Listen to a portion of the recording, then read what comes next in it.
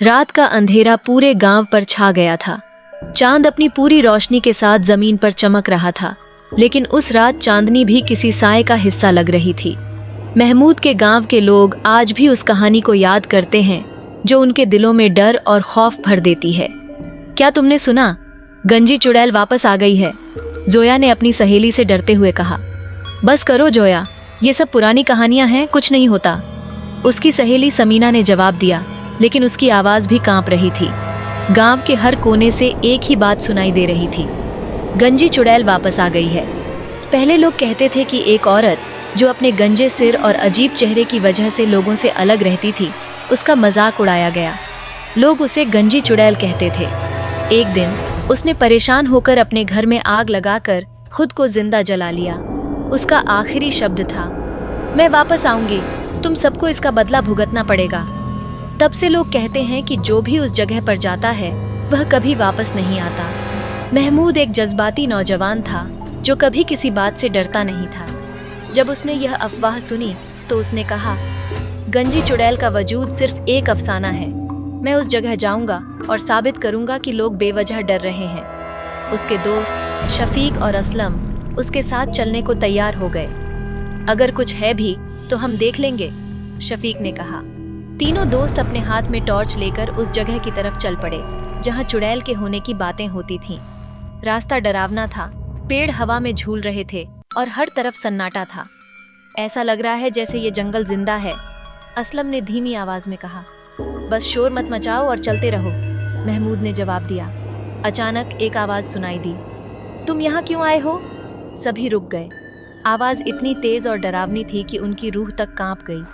Torch की रोशनी घुमाकर देखा, लेकिन कुछ नहीं था। शायद हवा थी, शफीक ने कांपते हुए कहा, लेकिन उसकी बात में भी यकीन नहीं था। चलते चलते वे एक पुरानी हवेली के पास पहुंच गए जो अब सिर्फ खंडहरों में तब्दील हो चुकी थी। ये वही जगह है जहां चुड़ैल ने खुद को जलाया था, महमूद ने कहा। वे धीरे धीरे हवेली के अंदर गए। अंदर का मंजर और भी ज्यादा डरावना था। दीवारों पर जली हुई लकीरें थीं, दरवाजों पर खून के धब्बे लगते थे और एक अजीब सी बू थी जो उनकी सांस लेना भी मुश्किल कर रही थी।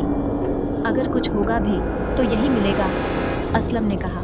अचानक एक तस्बीह की आवाज गूंज उठी, अल्लाह हो अकबर, तुम यहाँ क्यों आए हो? उन्होंने पीछे मुड़कर देखा, लेकिन वहाँ कोई नहीं था। महमूद ने टॉर्च की रोशनी फर्श पर डाली और एक गंजा सा साया नजर आया जो धीरे धीरे बढ़ रहा था। वापस चले जाओ, वरना तुम भी नहीं बचोगे। हवेली के एक कोने से एक डरावना चेहरा सामने आया। उसका गंजा सिर, लाल आंखें और जले हुए चेहरे की शक्ल देखकर तीनों का खून जम गया। ये वही चुड़ैल है, शफीक चीख उठा। चुड़ैल एक अजीब सी आवाज में बोली, मैंने तुम्हें मना किया था, अब तुम्हारा अंजाम वही होगा जो तुम्हारे पहले वालों का हुआ। वे तीनों पीछे भागने लगे, लेकिन चुड़ैल उनके पीछे पीछे हवा में उड़ती हुई आ गई। एक एक करके उसने उन्हें पकड़कर जमीन पर पटक दिया। मैं तुम सबसे बदला लूंगी, चुड़ैल चीख रही थी। महमूद ने देखा कि चुड़ैल सिर्फ उन लोगों को नुकसान पहुंचा रही थी जो अपने ईमान पर शक करते थे। उसने जल्दी से तस्बीह उठाई और जोर जोर से अल्लाह का जिक्र करने लगा, ला इलाहा इल्लल्लाह मुहम्मदुर रसूलुल्लाह। चुड़ैल एक पल के लिए रुक गई। उसकी लाल आंखों में दर्द और गुस्सा था। मुझे ये जिक्र सुनाई मत दो, मैंने अपने आखिरत का इनकार किया है और अब तुम मुझे वापस नहीं ले जा सकते।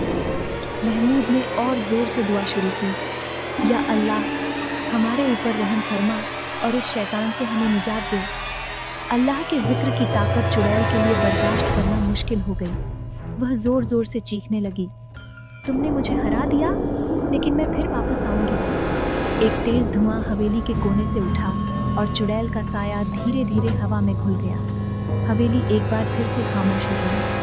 महमूद, शफीक और असलम ने अपनी जान बचाई और गांव की तरफ भाग निकले। जब वे गांव पहुंचे तो सभी उनकी हालत देखकर हैरान रह गए। क्या हुआ? गंजी चुड़ैल का क्या बना? एक बुजुर्ग ने पूछा।